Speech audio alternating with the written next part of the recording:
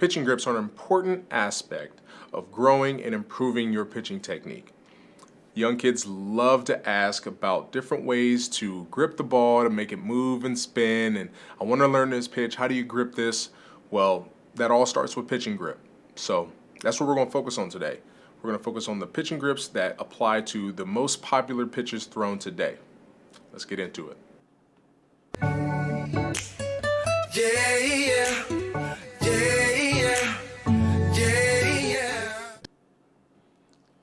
What's good, everybody? Welcome to another live stream. And if you aren't familiar, I'm Perci Garner, former MLB pitcher with the Cleveland Indians, now the Cleveland Guardians. And I just want to help you become the best pitcher that you can be. Remember, on this journey, we got to crawl before we walk. And, if you're liking the content, if you're learning anything, make sure you like and subscribe. I really hope you guys enjoyed the podcast with Josh Harrison last night. Josh is a great dude. As you can see, he's always smiling, just like me. And if you ever got to see him play, then you notice that's how he played on the field as well. So just a good positive energy that, we share between each other. And hopefully you guys got to learn a little bit about how to negotiate a contract. Again, I would not have the courage to do what he did, but it paid off for him. So if you haven't got the chance to watch that, go ahead and check that out. That's on the channel now. That went live last night. So today, pitching grips. So I want to touch on a few things. I'm going to show you my pitching grips. Hopefully this camera can pick it up, how we're doing stuff. But before we get into any of that, I just want to make sure you guys remember that your results may vary. There's a lot of factors that go into making the ball move, spin a certain way. You're not going to throw the same way I am. You're obviously not a grown man probably most of the time. And there's other factors, numerous factors that we're just not going to get into today. I just want you to really think about, like, when you're playing catch. As we make more content about this, we're going to talk about how important catch game is in warming up and experimenting. But when you're playing catch, experimentation is pivotal. So think about that. If you got to try to figure out a new pitch, catch game is a perfect opportunity to try that pitch out, see how you're making it move, and adjust things accordingly. And then, we're just going to go through typical pitch grips for four-seam, two-seam, or sinker, fastballs, change-up, slider, curveball, and we might touch on split or the cutter. We'll see.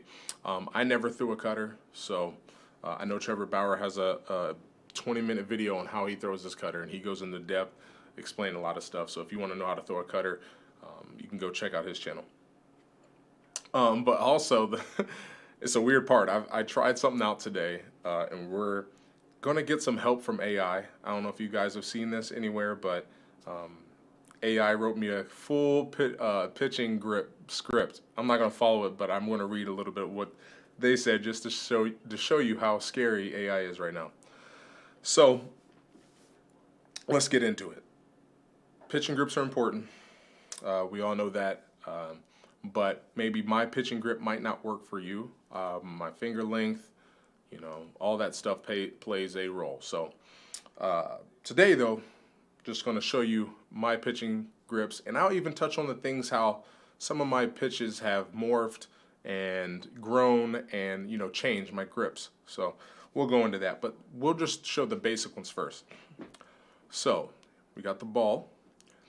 The most basic fastball that I could not throw is the four-seam fastball. So you see here, if I get out of the frame, will it focus? Oh, okay, it's focused. We're going to take the ring, and there's two ways you can do this. I gripped it like this. So I took this horseshoe and gripped it like this, and I had my thumb under that. But some people go even further, and they close off the ring. So they take this ring and they close that off. I just thought that felt weird. So whatever's comfortable to you, whether you use this horseshoe or this one, it's up to you. I like this one just because I just like the way it felt better. So there's a 4-seam fastball. Now the 2-seam, people can have different opinions on this as well. I would say most people take the 2-seam and they put their fingers right on the seams. And I know this is how I threw my 2-seam / sinker.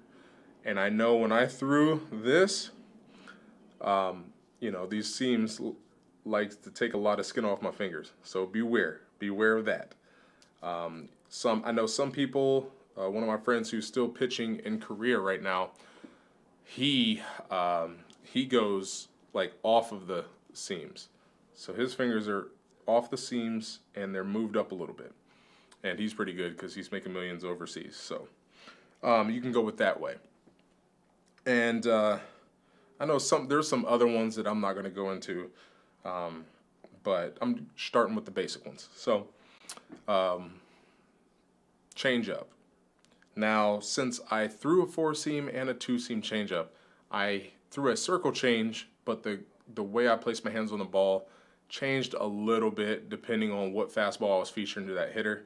Most of the time I threw a 2-seam sinker, but you know, every once in a while I throw a 4-seam. So if you do throw a 4-seam fastball, if you threw a 4-seam fastball like this, I always just replaced those fingers with these fingers. So if you threw a 4-seam fastball like this, then my changeup was like this. These two fingers replaced those. And then this finger kind of fell off, and it was more of like, you know, you make the okay sign. So this is kind of how I would do that, make the okay. And I would throw that just like this, pinky off to the side, and kind of morph it the way your hand size, the way stuff feels for you. I would say this is the 4-seam changeup grip that I would use that felt comfortable for me. And what I did to get comfortable, because it did not feel comfortable right away, is I would play catch with this. So actually, when I got to pro ball, if you're not familiar how pro ball works, every day you practice and every day you play. So I would get to the field, go through my routine. I would play catch, you know, go through my conditioning and lifting and all that stuff, and then we would have batting practice. Of course, I wouldn't hit, so I would be out in the field, and we'd be fielding batting practice.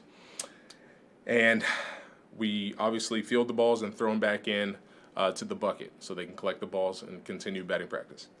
I would use those throws and that opportunity to work on the changeup. And I just got used to it. I just got used to throwing it. Now, if you throw a 2-seam or a sinker, then you can take the 2-seam grip and then just replace it with those two fingers. And put those fingers on those seams. And same way, make the okay sign. And rest that pinky where you see fit. To me, I just liked it further under the ball. And this was my most popular changeup here because I threw a lot of 2-seams. So this is what I focused on. I will show you, like, say you got small hands and you're young, you just started pitching. I would recommend that you throw the 4-seam fastball. And then for your changeup, you would just throw a 3-finger fastball.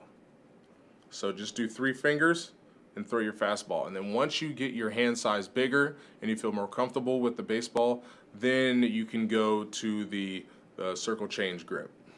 But right now, if you're 8, 9, 10, it might not feel that great. So go ahead and do the 3-finger grip if you want. Now, we're going to get into breaking pitches. Now, I know I had a video about why curveballs weren't safe for young people, but I know people are going to throw them anyway. So I'm going to go over that and a safe way to throw that. Or if you're struggling with your curveball, there's a good way to throw it as well. So curveball, this is how I started my curveball. And this is the most popular grip, I would say. You take the horseshoe, you put your fingers right on that horseshoe on the side, there, and then your thumb under it, right there, like that. So it's right here, and you put your thumb right under there. And when you would throw it, a lot of people want to snap and do all this stuff. I would say stay away from that, especially if you're young. The thing you want to do is just take your finger off, your pointer finger, and when you would use that to it's kind of like a little cheat thing. You can say, okay, this is where I'm going to throw. So you point to your target. And when you come through, you would point it right at your target. And you would throw it just like this. You wouldn't twist at all. You would come through and you would point right at your target. Just like that. And you could feel the seam on this, and you kind of want to rip that down. Sometimes I tell a lot of people, you know, you're pulling on drapes. If you had curtains or something in your house and you're just pulling on them, but you would just be using these two fingers, you're just coming down just like that. And you'll be amazed. Because I threw my curveball just like this, but when I started to struggle, I would take my finger off in practice, and then I would just throw it, and it would get back to having that spin. So if you're learning, I would say, you know, if you're in Little League or right before high school, I would say you're pretty good, you're pretty okay with throwing like this. But then once you get to the upper levels, hitters might be able to recognize the finger sticking up as you're going to throw. So that's when you can put that down. Now another variation of this, which I threw for a little bit, it's the knuckle curve. So the knuckle curve is the same thing, you're just coming back with the grip. So a lot of people might actually pull the knuckle all the way down, which I've experimented with this too. But I would say safe bet is to just dig your fingernail into the seams right there. The seams, just dig your fingernail in there, and it's almost the same way, and you don't have that finger sticking way up. You just got it tucked away there, so it's not as noticeable. And I know a lot of people in the big leagues throw their curveball like this. They have a knuckle curve. I did that for a while, but still the same thing. You still want to finish just like this. And one key thing is none of these pitches do you want to slow down your arm, because the pitch will it will not perform well. We want these pitches to spin unless you're throwing a knuckleball, but I'm not going to go over that today. Every pitch you want to spin. And if you slow your arm down or try to manipulate the ball, it's not going to do that. So with fastball, you want to rip it, throw it as hard as you can. You know, curveball, same thing. I mean, there's some people that might debate that you want to, you know, have a get me over curveball. I'm not a big fan of that. I say be consistent. When we're learning the pitch, we want to make sure we're able to repeat the same thing over and over and over again. And if you're mixing arm speeds, it's going to be hard to do that.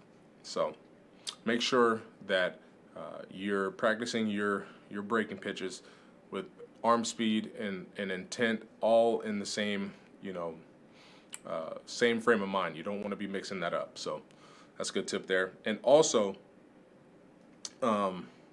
what I used to do, if I just felt like my curveball was crap and I was in the middle of a game and I wasn't able to just stick my finger up and work on that, I would go from this grip.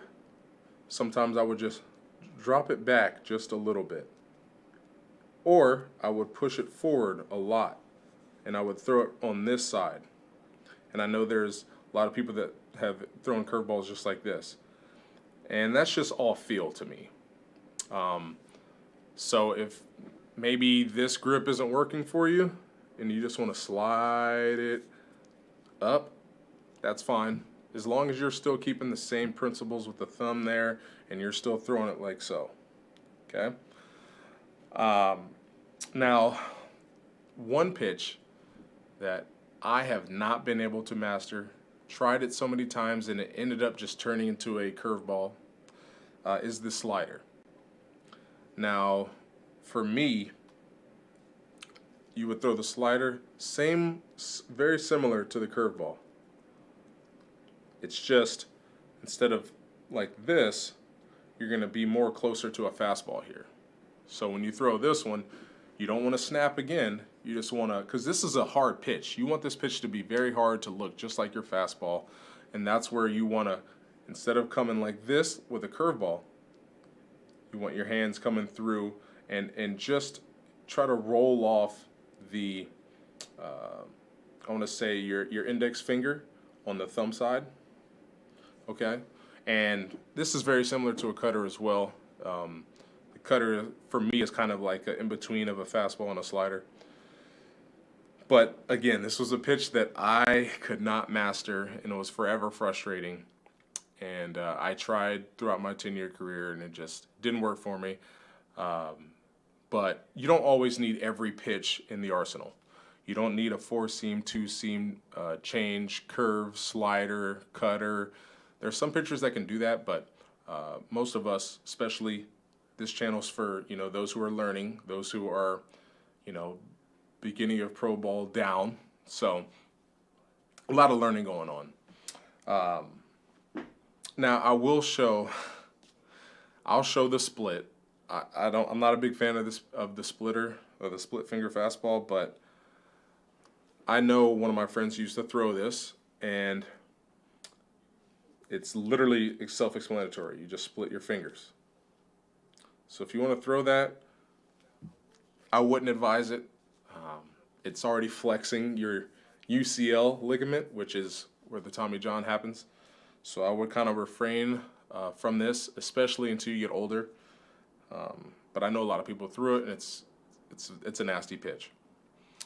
And like I said on the cutter, I would, if I were going to throw a cutter, I would do pretty much the same as a curveball and slider, except when I threw mine, I came a little bit. So this would be curveball slider.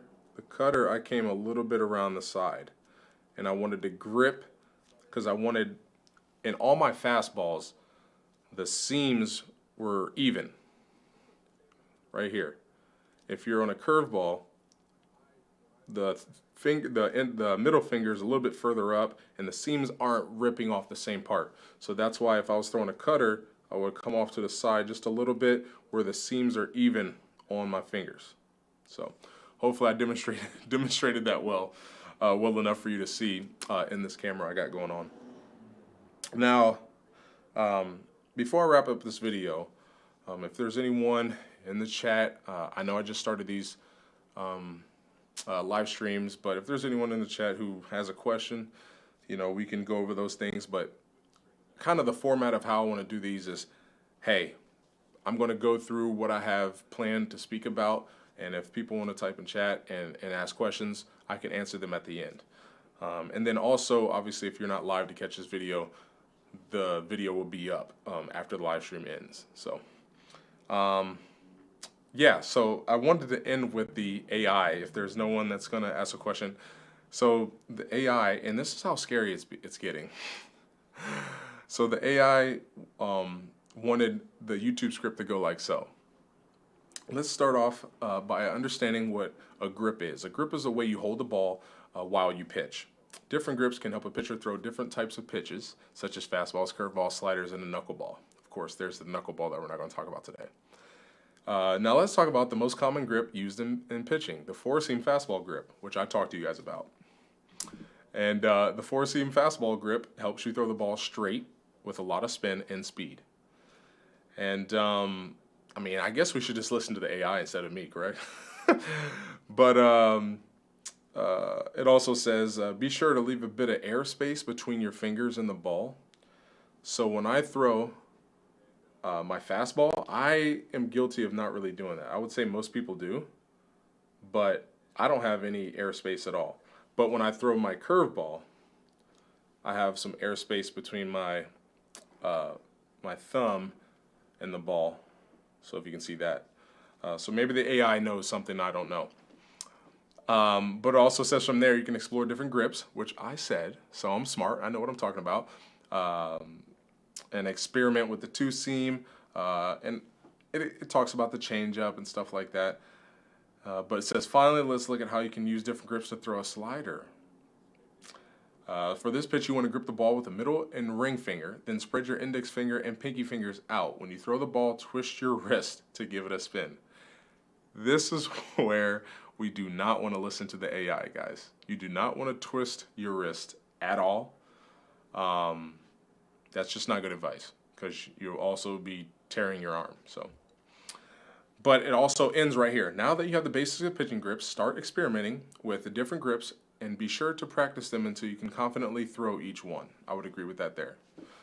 So that's pretty crazy that all I did was type in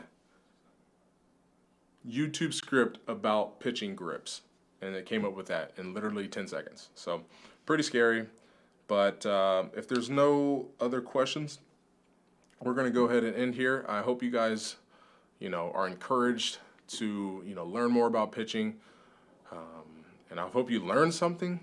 And like I said before, if you have learned something, make sure you like and subscribe. We're still trying to get over the halfway mark to 1,000 subscribers, and I'd appreciate that if you guys did that for me. It's free and easy. Just go ahead and click.